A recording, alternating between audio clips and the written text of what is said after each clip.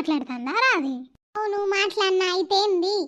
ఎందుకు తీసుకున్నావు మా శాలరీ? మేము 3000 అడుగుతానే లేవనన్నావు. పెద్ద కొడుకు శాలరీ వద్దు, నా మగన్ పైసలు తీసుకొని ఇంట్లోకి వాడుకుంటారా అయితే మీరు? అప్పతట్లోనికేమో ఒకటి తెలిసి తోడు తెలియకుండా అన్ని నీకు తెచ్చి ఇస్తాడు, అమాయకుని వేసి మీరు ఆడుకుంటారు కదా, అంతే కదా.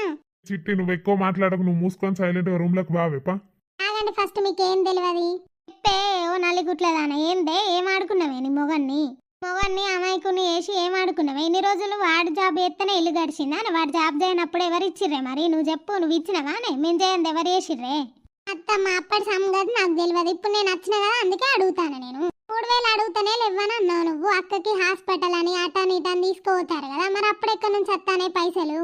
తన వారా ఓరు నప్పతట్లోడా? అది గంటగానం మాట్లాడుతా అంటే నువ్వేం సప్పుడు ఏవింద్రా? ఎక్కడి నుంచి వస్తాయి పైసలు? దాని మొగడు ఇచ్చిన శాలరీతో దాన్ని తీసుకుపోతాను హాస్పిటల్కి. నీ మొగని ఇచ్చిన పైసలు వాడుకుంటానా? మేమేమన్నా నీ మొగడిని నేను ఇవ్వన్నా పైసలు? నువ్వే ఉంచుకో, నాకెందుకు ఇస్తారా మీరు? మీకే షిట్ ఎత్తానే పైసలు, నేనేం వాడుకుంటలేను తింటలేను. కావాలంటే రాజతక్కని చూపిత్తపా, రాజతక్క దగ్గర తీసుకోవత పైన నెల అవుతుంది, ఎన్ని రోజులు అవుతుంది షిట్ బట్టి అని చూపిత్తపా అవేపా. ఉమ్మంటే మళ్ళీ మా జోలికి వస్తారు. మాది కొన్ని రోజులు జాబ్ చేయలే, అప్పుడు భావన ఇచ్చింది ఇంట్లోకి, అప్పుడు మేమేమన్నా అన్నామా? నువ్వేందో ఎక్కువ మాట్లాడతానో, నీకేం తెలుసు అని మాట్లాడతానో చిట్టి. మధు జాబ్ చేయనప్పుడు ఇంట్లో ఖర్చులు మొత్తం బావనే చూసుకున్నాడు. అట్లాంటప్పుడు బావ కూడా అనాలి కదా, మరి నేను కూడా అనాలి కదా, మరి నేనెందుకు అంటలేను? అక్క అదంతా నాకు తెలియదు, అదంతా అప్పటి ముచ్చట. ఇప్పుడు ఏం నడుస్తుంది అనేది నేను మాట్లాడతాను అంతే.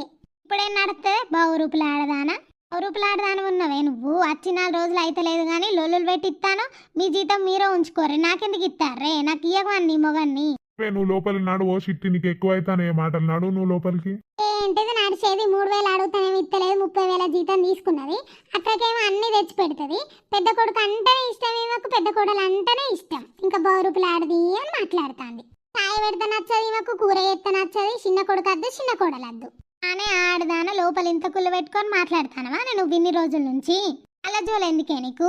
వీడు జాబ్ చేయనప్పుడు వాడు జాబ్ చేసి ఇంట్లోకి ఇచ్చిండు, మరి అది నీ లెక్కనే అడుగుతుందా? అది నీ లెక్కనే మాట్లాడుతుందా? సర్వం చేసింది, మోహన్ బట్టలు విండింది, అన్నీ చేసింది, అది నీ లెక్కనే మాట్లాడుతుందా? నువ్వు వచ్చి 4 రోజులు అయితే లేదు కానీ ఎక్కువ మాట్లాడుతానవేందా నువ్వు? ఇవన్నీ అయ్యాను వీళ్ళు పంచాయతీ పెడతా, మీద మీకు ఏరు పోతా, మీద మీరు బతుకురే, నాకెందుకే మీ గురించి? చిట్టి నీకేం తెలియదు, నువ్వు సైలెంట్గా ఉండు, నువ్వు మా జోలికి రాకు. బావకు తెలిస్తే మంచిగా ఉండదు, నేను ముందే చెప్తాను.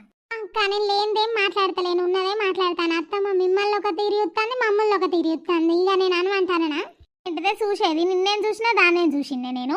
నిన్నదాకా మొన్న వచ్చి ఇల్లాలు కళ్ళాలు గుట్టిస్తాను ఎంతే లొల్లులు పెట్టించే ఆడదానా, బౌరూపులు ఆడదానా, బోగరదానా?